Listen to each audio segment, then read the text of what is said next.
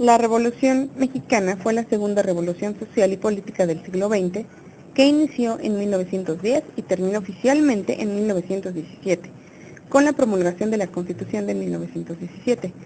Si bien hubo conflictos internos y rebeliones armadas hasta la década de los 30, el movimiento armado inició como una rebelión en contra de la dictadura de Porfirio Díaz, quien se mantuvo en el poder durante 33 años.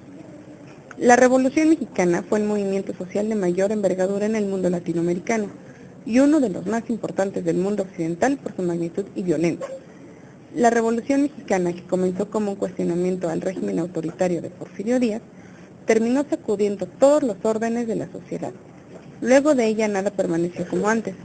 Toda la sociedad se vio afectada por un conflicto que asumió los ribetes de una verdadera guerra civil, en el que ninguno de los sectores sociales pudo permanecer indiferente o al margen.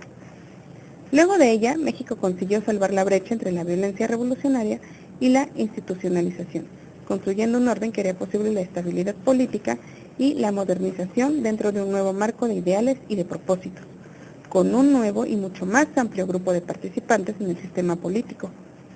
La reorganización del Estado permitió la profundización de los procesos de industrialización y urbanización, mientras aparece el nacionalismo como sentimiento generalizado. La Revolución Mexicana fue un factor decisivo en la pregunta por la nacionalidad, en una etapa en la que descubre que la identidad no es única, y en el que a partir de ella se asiste a un proceso de revisión y reconstrucción de una nueva nacionalidad. Bueno, con todo lo anterior podemos afirmar que en el seno de la Revolución Mexicana participaron dos movimientos distintos, uno político de carácter burgués, que solo pretendía un cambio y reacomodo en las relaciones del poder, representado por Madero, Carranza y Obregón.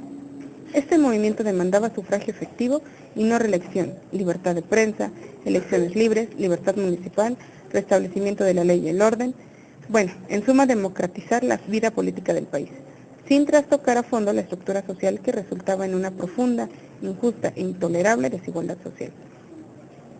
El otro movimiento es de carácter social y este demandaba disminuir la desigualdad social mediante el reparto agrario y mejores condiciones de trabajo y de vida para los campesinos y obreros, representado por Villa y Zapata.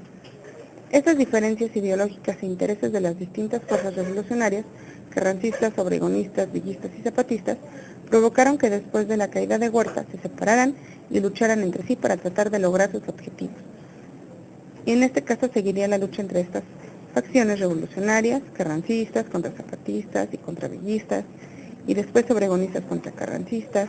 Bueno, después de silenciar hasta cierto punto el movimiento social, para 1920 se hacía más evidente la lucha por el poder, que Carranza pagaría con su vida. Y bueno, en este caso la revolución comenzó por un movimiento social o por movimientos sociales. ¿Actualmente existen en México movimientos sociales? Claro que sí. Los movimientos sociales, como expresión de necesidad de cambios y aspiraciones contenidas o frustradas en amplios grupos de población, bueno, en este caso en el contexto latinoamericano, parece mostrar dos facetas bien definidas de acuerdo a los hechos históricos observados a partir de la segunda mitad del siglo XX y la primera década del siglo XXI. Y bueno, por un lado también se ha observado el inicio, evolución y término en algunos casos de movimientos que han visto la protesta violenta y la lucha armada, de una manera que consideran legítima de alcanzar sus logros en materias reivindicativas. En otros, su presencia aún continúa y conforman una alternativa que con todas sus limitaciones y cuestionamientos mantienen su vigencia en la realidad de algunas zonas del continente.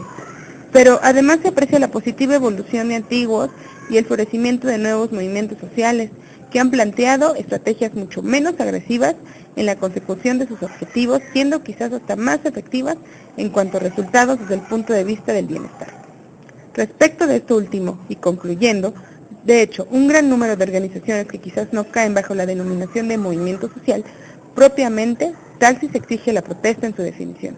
Y bueno, estos aportan calladamente enormes beneficios sociales en campos de la redistribución, la entretención y la asistencia médica, la cultura, la alimentación y la construcción de capital social en el sentido sociológico. Con esto damos concluido el programa o la investigación de Revolución Mexicana. ¿Por qué? Porque actualmente en México existen movimientos sociales previos a una revolución.